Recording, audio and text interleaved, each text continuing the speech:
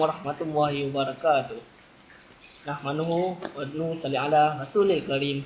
Qala rabbi shrah li sadri wa yassir li amri wahlul 'uqdatam min lisani yafqahu qawli. Alhamdulillahi rabbil alamin. Wassalatu wassalamu ala asyrafil anbiya'i wal mursalin. Sayyidina Muhammad wa ala alihi wa sahbihi ajmain. Bersama saya Piyu Rahmat. Pada hari ini akan menceritakan akan menyampaikan tazkirah mengenai agama Kristian. Sedikit tentang agama Kristian untuk dikongsikan oleh para pendengar yang setia. Seperti mana yang kita ketahui, agama Kristian ini merupakan salah sebuah agama yang terpenting dan agama utama dunia pada masa kini. Lebih daripada 2 bilion manusia di planet bumi ini telah menganuti dan menjadikan agama Kristian sebagai panduan hidup mereka. Agama Kristian ini juga merupakan anutan lebih daripada 1/3 manusia di bumi ini yang tertumpu penganutnya itu di kawasan Eropah, di Amerika dan juga beberapa negara Asia yang menjadi pesaing utama bagi agama Islam. Agama Kristian ini juga merupakan agama yang kemunculannya lebih awal daripada agama Islam, iaitu sekitar abad pertama Masihi. Agama Kristian seperti mana yang kita ketahui mempunyai 3 pecahan mazhab utamanya, iaitu yang terdiri daripada mazhab Ortodoks, mazhab Protestan dan mazhab Katolik. Jadi macam mana kita nak tahu apakah kronologi sejarah agama Kristian ni daripada sebuah agama yang dianuti oleh minoriti masyarakat telah berubah melalui dalam melancarkan transformasi dan reformasi agamanya menjadi salah sebuah agama utama dunia.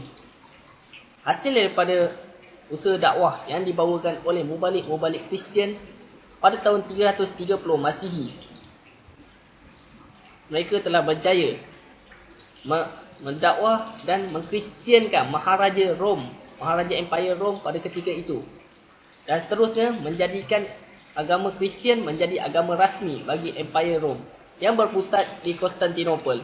Di mana yang kita ketahui, Empire Rom pada ketika itu merupakan salah sebuah kuasa dunia yang telah menguasai sebahagian besar benua Eropah, Afrika Utara dan Asia Barat, dan mempunyai penduduk yang ramai. Selepas agama Kristian menjadi agama rasmi bagi negara Empire Rom tersebut, maka dakwah mubalik ni lebih mudah dan mendapat galakan utama daripada kerajaan itu sendiri. Dan dalam jangka masa 100 tahun, agama Kristian berjaya disebarluaskan dalam kalangan masyarakat Rom itu sendiri, yang pada asalnya memeluk agama pagan, agama penyembahan berhala, dan pelbagai agama-agama lain lagi. Namun begitu, macam mana agama Kristian ini daripada satu mazhab, daripada satu konsep berubah menjadi berpecah kepada beberapa mazhab.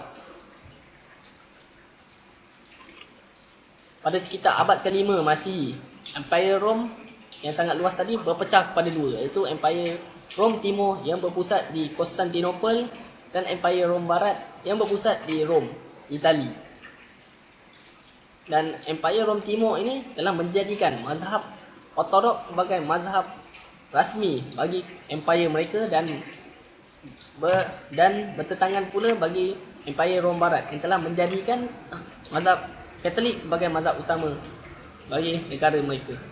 Hal ini diburukkan lagi pada tahun 1373.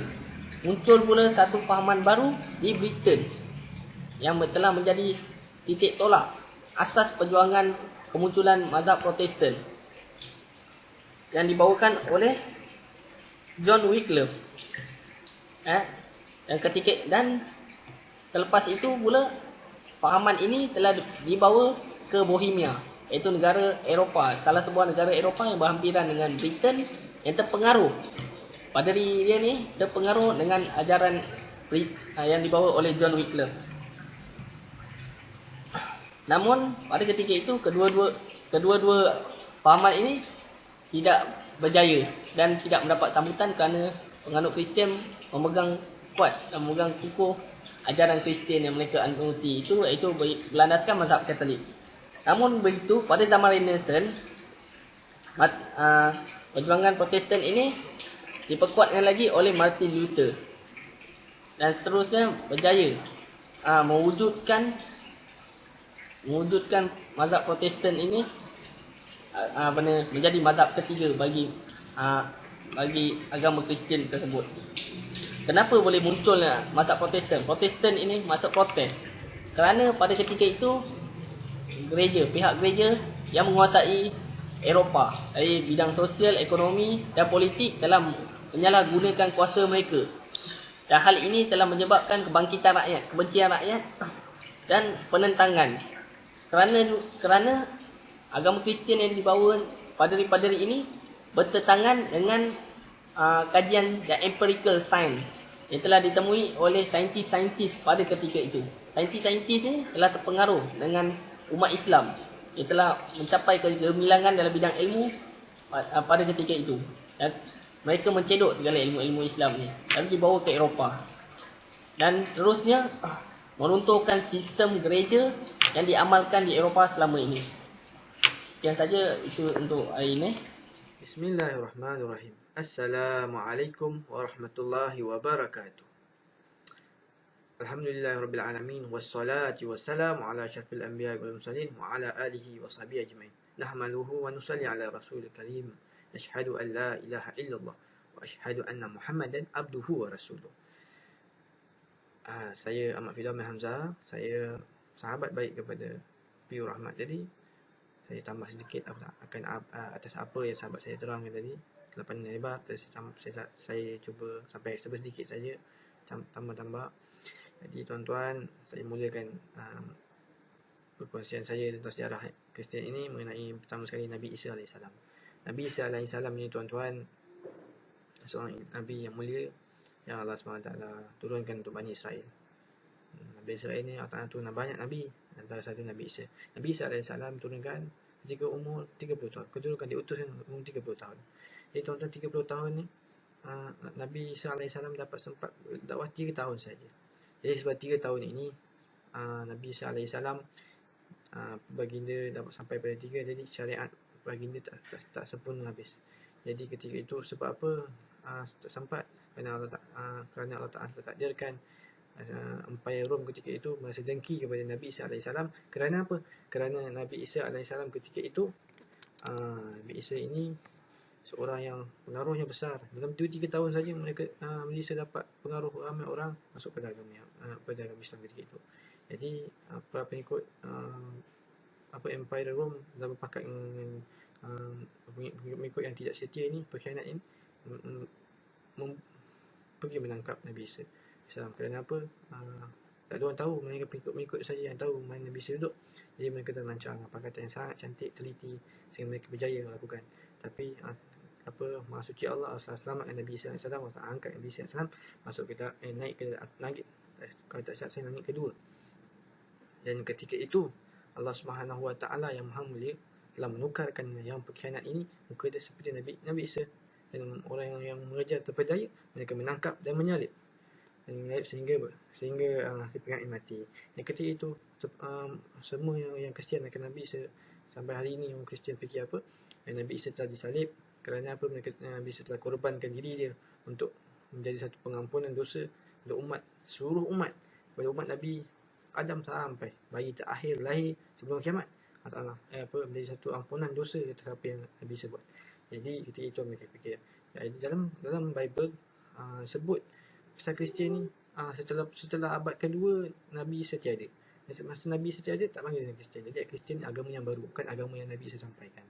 Jadi tuan-tuan, ada sejarah bagi tahu. Sejarah bagi tahu apa tuan-tuan? Sejarah bagi tahu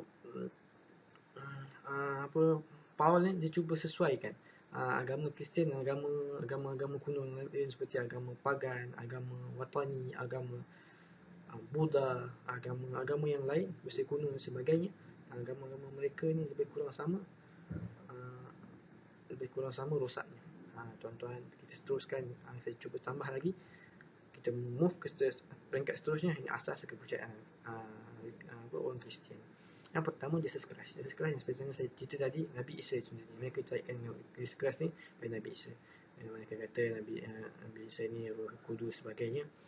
bahawa Nabi Isa ni Tuhan anak, apa Nabi Isa ni menjadi sebab ampunan dosa, Nabi Isa banyak berkorban bagi umat. Itulah, dan mereka pendekat yang Nabi Isa akan turun untuk selamatkan mereka.